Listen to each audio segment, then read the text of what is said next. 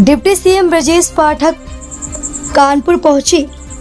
श्यामा मुखर्जी की व्यक्तित्व पर आयोजित संगोष्ठी में पहुंचे। इस देश में दो विधान दो निशान नहीं चलेंगे।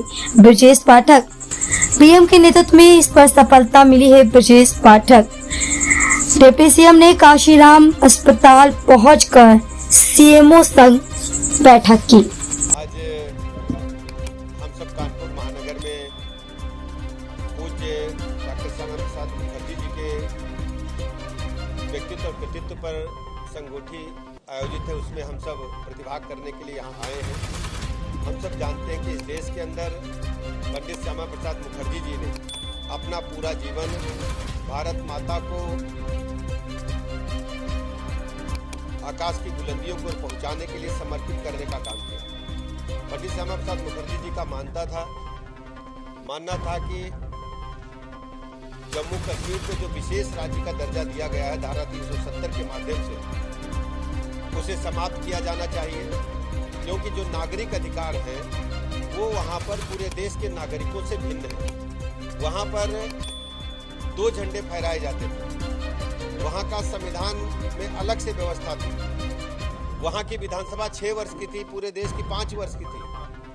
पूरे देश के लिए जो नागरिक सुविधाएं भारत सरकार से दी जाती थी वो जम्मू कश्मीर में लागू नहीं हो सकती थी। पंडित श्यामा प्रसाद मुखर्जी जी ने इसके लिए पूरा जीवन बलिदान करने का काम किया। आप सबको पता है कि आज माननीय प्रधानमंत्री नरेंद्र मोदी जी के नेतृत्व में जम्मू कश्मीर भारत का अभिन्न अंग था और रहेगा। धारा 370 पूरी तरह से निष्प्रभावी हो चुकी है। आज हम कह सकते हैं जो सपना पंडित श्यामा प्रसाद मुखर्जी जी ने देखा था वो आदरणीय प्रधानमंत्री नरेंद्र मोदी जी ने, आदरणीय अमित शाह जी ने पूरा करके भारतवासियों को देने का काम किया है। ऐसे महापुरुष के बलिदान दिवस से लेकर के और उनकी जन्म जयंती तक भारतीय जनता पार्टी ने तय किया है कि हम हर जिला मुख्यालय पर एक संगोष्ठी का आयोजन करेंगे। इसके अलावा एक पेड़ मां के नाम, चूंकि बरसात का मौसम प्रारंभ हो चुका है, भारतीय जनता पार्टी ने, माननीय मोदी जी ने तय किया है कि हर कार्यकर्ता अपने मां के नाम पर एक पेड़ को अवश्य लगाएगा। ढेर सारे कार्यकर्ताओं के चित्र आप सोशल मीडिया पर देखते होंगे।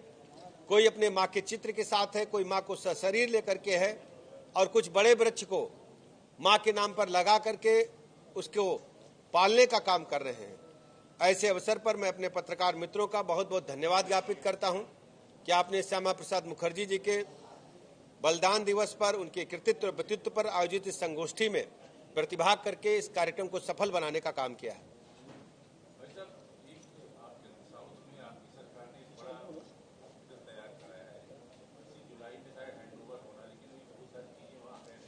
आप हैंडओवर से पहले जैसे ही अस्पताल का परिचालन प्रारंभ होगा, सारी व्यवस्थाएं जो अन्योन्य हैं हम पूरी कराएंगे। अयोध्या के जो सांसद हैं उनको अखिलेश यादव अयोध्या के राजा के नाम से पुकार रहे हैं। तमाम नेताओं की प्रतिक्रिया। देखिए, ये आज हम जहां बैठे हैं ये पंडित श्यामा प्रसाद मुखर्जी जी के व्यक्तित्व और कृतित्व पर आयोजित संगोष्ठी है और उत्तर प्रदेश सरकार ने तय किया है कि पूरे प्रदेश में हम संचारी रोग अभियान चलाएंगे। संचारी रोग अभियान के लिए आज हम कानपुर में हमने प्रारंभ किया है।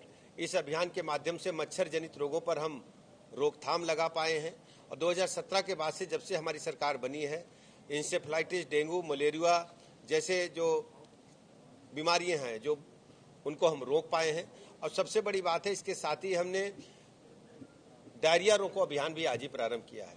जो हमारे छोटे छोटे बच्चे हैं, ननिहाल हैं, वो स्वच्छता और सफाई के न होने के कारण डायरिया जैसे घातक रोगों से ग्रसित हो जाते हैं, उसके खिलाफ भी आज अभियान हमने प्रारंभ किया है। ORS घोल और इसके जिंक जो इसके दवाइयां हैं वो उपलब्ध हैं। लगातार इस दिशा में हम सब काम कर रहे हैं। 13 विभागों के समन्वय के साथ भी आज कार्यक्रम को हमने स्वास्थ्य विभाग के माध्यम से प्रारंभ किया। आम चुनाव के बाद में चर्चा जोर से उठी थी कि बीजेपी कार्यकर्ताओं का कहना था कि हमारी पुलिस प्रशासन सुन नहीं रहा। ऐसे में एक बार फिर भाजपा में कानपुर साउथ में ही एक बीजेपी कार्यकर्ता पर मुकदमा दर्ज।